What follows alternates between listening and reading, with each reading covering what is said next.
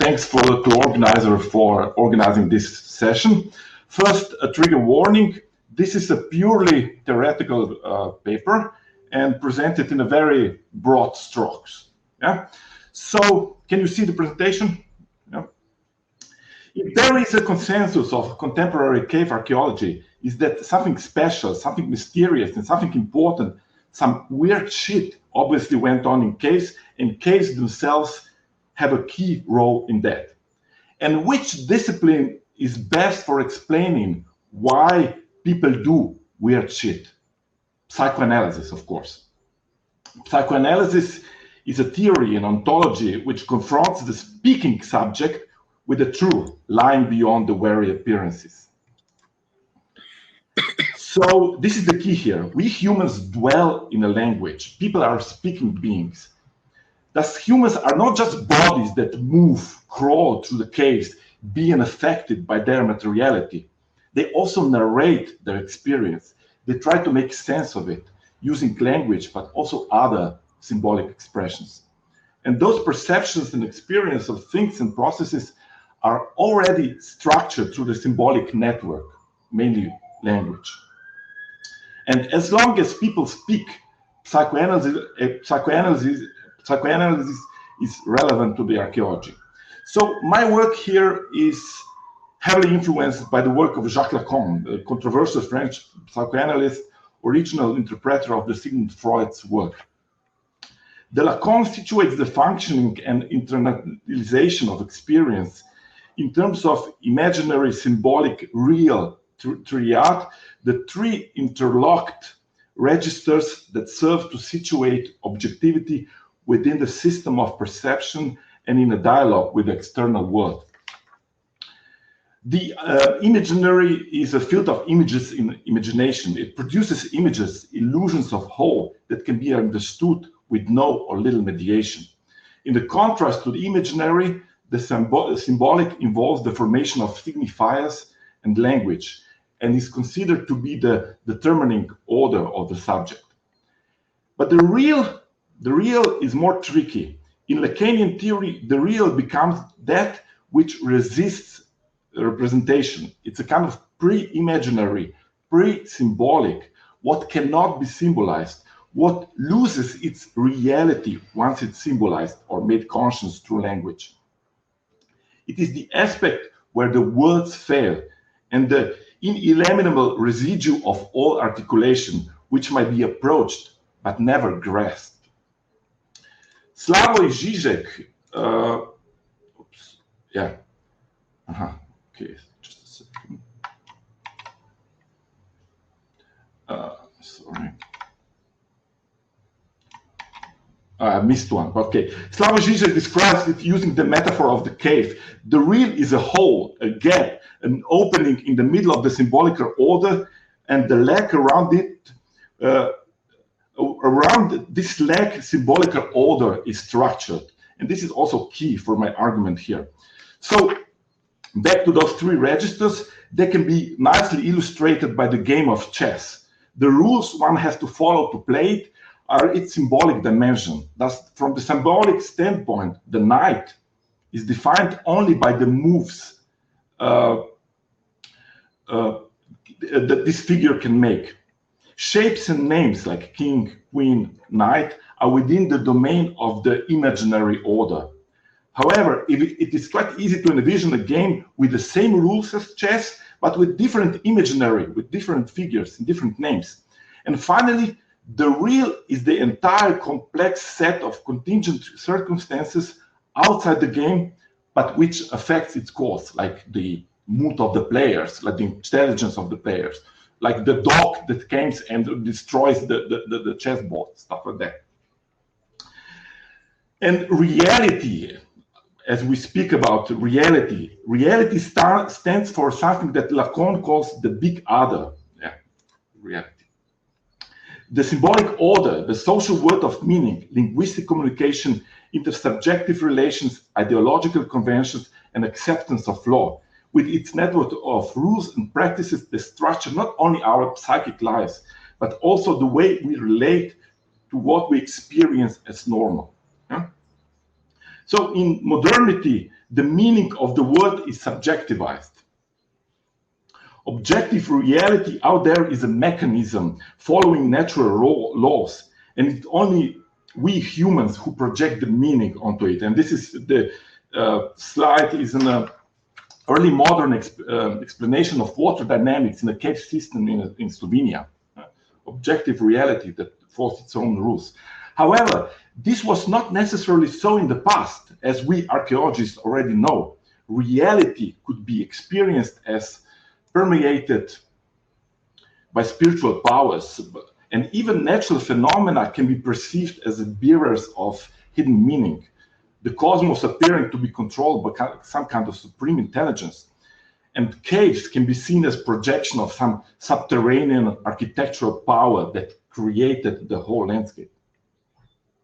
So my approach to the cave is from this symbolical, let's say linguistic perspective. Remember, my point of departure is that humans are speaking creatures. So when we encountered a cave, all of the meanings associated with it are symbolically overdetermined. In short, I perceive a cave, but this perception is given its specific spin by the word cave that resonates in it, and words always refer to some kind of universal notions. For example, as a kind of hole in a continuity of landscape, entrance to the underworld, lair of some powerful entity, and so on and so on. And this is the paradox of the symbolic overdetermination. When I encounter a cave, it is the abstract universal world cave that confers the rich and complex texture of meanings that colors my perception. But there's always something more when we encounter a cave, some excess of meaning that the signifier cave fails to fully comprehend, some surplus of meaning that cannot be accommodated within the symbolic order. A gap, a fissure in a landscape is simultaneously a gap in a symbolic order. Where we encounter the limit of discourse that can be described as a specific affective atmosphere, a sense of uneasiness, a feeling of being haunted, of other presences located at the edge of awareness. And this is the touch of real, Lacanian real. A cave is a rupture of something alien and unrecognizable, something that the usual grammar of the symbolic that conditions how to make meaning and how to proceed cannot fully fathom. The real is experienced as a gap in a symbolic order. And this unsettling discomfort is something that Sigmund Freud, Immanuel Kant, and Julia Kristeva explore in different but the highly interrelated ways through the concept of uncanny, the sublime, and the abject. So the uncanny feeling, the unhomely, das Unheimliche, as described by Sigmund Freud, is a sense of alienation and disorientation where the taken for granted becomes very weird, scary, haunted. For Freud, das Unheimliche is the name for everything that ought to have remained secret and hidden, but has come to light. The cave, where the monstrous innards become exposed and tangible, is a perfect stage for uncanny. The cave as an unhomely home of something mysterious, a womb and a tomb at the same time. And being a cave is like not being born yet being buried alive. And for Freud, the idea of being buried alive by mistake is the most uncanny thing of all. Uncanny is a suspicion of supernatural, a fear of the dark, of what lies beneath, of those things we cannot see or physically apprehend, but know to be there, like ghosts, ancestors, spirits, gods. The experience of kind of ontological disruption is what Kant describes as sublime, an experience of something existing beyond the physical world, split between the mundane and the ethereal, dwarfing humanity and threatening our reason and understanding.